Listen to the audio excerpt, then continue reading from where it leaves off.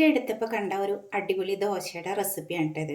അപ്പോൾ ഇത് കണ്ടപ്പോൾ എനിക്കൊന്ന് കഴിക്കണം, ഉണ്ടാക്കണം എന്നൊക്കെ തോന്നി. അപ്പോൾ ഞാനൊന്ന് ഉണ്ടാക്കിയപ്പോൾ നിങ്ങൾക്ക് കൂടി കാണിക്കാൻ വേണ്ടിയിട്ടായിരുന്നു.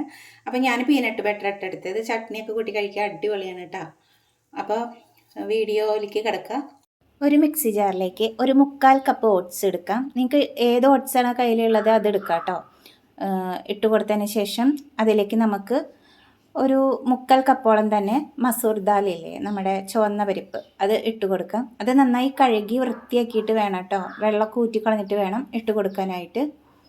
അത് അതിലേക്ക് ഇട്ട് കൊടുക്കാം. ഇതിപ്പോൾ വെള്ളത്തിലൊന്ന് കുതിർത്തി വെച്ചാലും കുഴപ്പമൊന്നുമില്ല കേട്ടോ നമ്മുടെ ഈ ഒരു പരിപ്പ്. അപ്പോൾ കുറച്ചുകൂടി നന്നായിട്ട് വേഗത്തിൽ അരിഞ്ഞു കിട്ടും. ഇനി ഇതിലേക്ക് 2 പച്ചമുളക് എരിവിന് ആവശ്യമായിട്ടുള്ളത് ഇട്ട് കൊടുക്കാം. ഇനി ഇതിലേക്ക് ഞാൻ ഇട്ട് കൊടുക്കുന്ന ഒരു കഷ്ണം ഇഞ്ചിയാണ്. അപ്പോൾ ഈ ഒരു വലിപ്പത്തിൽ ഇഞ്ചി എടുത്താൽ മതി. ഇത് നമുക്ക് ചെറുതാക്കിയിട്ട് ഒന്ന് കട്ട് ചെയ്തിട്ട് ഇട്ട് കൊടുക്കാം, എന്നാലേ പെട്ടെന്ന് അരഞ്ഞു കിട്ടുള്ളൂ കേട്ടോ. ഇഞ്ചി ഇല്ലെങ്കിൽ അവിടെ അങ്ങനെ കട്ടയായിട്ട് കിടക്കും. ഇനി ഇതിലേക്ക് ഒരു 1/2 ടീസ്പൂണ് ജീരകം പൊടിച്ചത്, നിങ്ങളുടെ കയ്യിൽ മുഴുവൻ ജീരകമാണെങ്കിൽ 3/4 ടീസ്പൂൺ ഇട്ട് കൊടുത്തോളൂ കേട്ടോ. ഇനി ഇതിലേക്ക് നമുക്ക് വേണ്ടത് ബീട്രൂട്ടാണ്. അപ്പോൾ ഒരു ചെറിയ ബീട്രൂട്ടിൻ്റെ പകുതിയാണ് ഞാൻ എടുത്തിരിക്കുന്നത്. ഇത് നന്നായിട്ടൊന്ന് കട്ട് ചെയ്തിട്ട് നമുക്ക് ഇതിലേക്ക് ഇട്ട് കൊടുക്കാം. നല്ല ഹെൽത്തി ആയിട്ടുള്ളൊരു ബ്രേക്ക്ഫാസ്റ്റാണ് കേട്ടോ, ഹെൽത്തി ആയിട്ടുള്ളൊരു ദോശയാണ്. ഇതെല്ലാം കൂടെ നമുക്ക് നന്നായിട്ടൊന്ന് അരച്ചെടുക്കണം. ആവശ്യത്തിന് ഉപ്പ് ഇട്ട് കൊടുത്ത് അരച്ചെടുക്കുക. എല്ലാം കൂടെ നന്നായിട്ടൊന്ന് അരച്ചെടുത്തിട്ടുണ്ട്. നമുക്കിതൊരു ബൗളിലേക്ക് ഒന്ന് ഒഴിച്ചു കൊടുക്കുക. അപ്പോൾ ഈ ഒരു ലൂസിൽ വേണം നമ്മുടെ ഈ ഒരു ദോശ ബാറ്റർ എടുക്കാനായിട്ട്.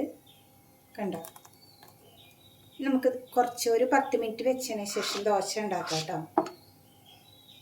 നമുക്ക് ദോശ ഉണ്ടാക്കിയെടുക്കാം. പാനൊന്ന് ചൂടായതിനു ശേഷം ദോശ മാവ് ഒഴിച്ച് കൊടുത്തിട്ട് ഒന്ന് ഉണ്ടാക്കിയെടുക്കാം.